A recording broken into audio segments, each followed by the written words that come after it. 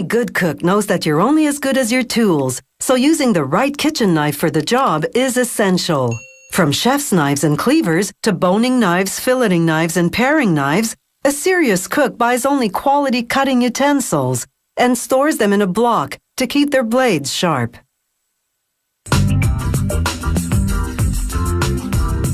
Today's blades are truly a cut above the stone tools that cavemen used. Knife making is now a science, producing tools that really give you that edge in the kitchen. First, they roll out steel by the sheet from a big coil. Then, this machine called a press cuts out the blades with a punch. And it really does pack a punch. It brings 110 tons of pressure to bear in order to make these steel cutouts. Next, things get really hot.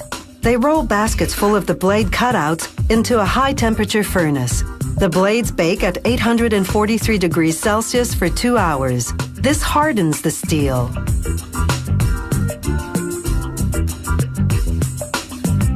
Out of the fire and into the freezer.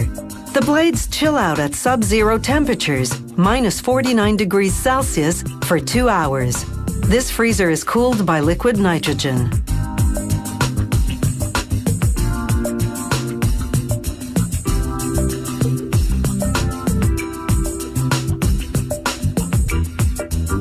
Now we have what they call cold hard steel.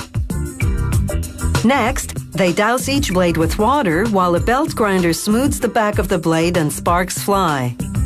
Continuous water keeps the steel cool and hard while a sander smooths the back of the blade.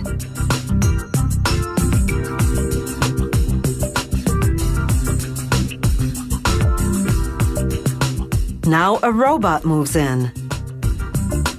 This robotic arm has vacuum grippers like an octopus. It picks up a blade by suctioning.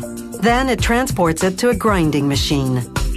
The machine grinds the blade to give it that cutting edge. Water flows continuously through the grinder, again to keep the steel cool.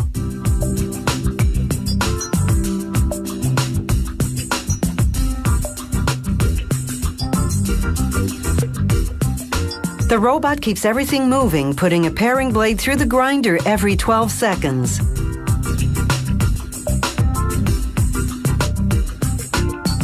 The automated process for this bigger blade is a bit different. This robotic arm holds the blade in a grip rather than through fast-acting suctioning. That's because it takes more time to grind this big blade called a cook's knife.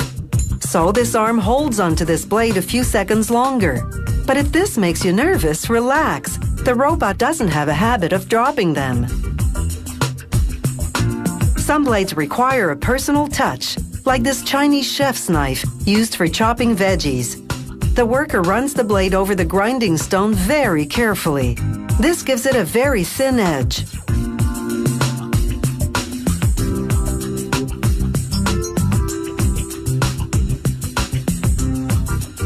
Then a laser burns the brand name onto the side of the blade.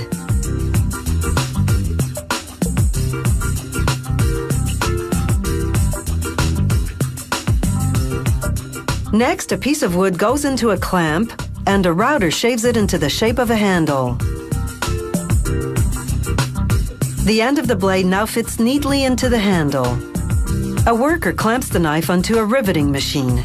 Those things that look like bullets on an ammunition belt are actually the rivets. The machine forces the rivets into the handle from both sides. The rivets lock together inside the handle so they can never be taken apart. Rivets are forever. Now they grind down any protruding steel from the handle. This makes the wood flush with the steel from the blade. The piece of metal that extends into the handle is called the tang. It gives the knife weight and balance.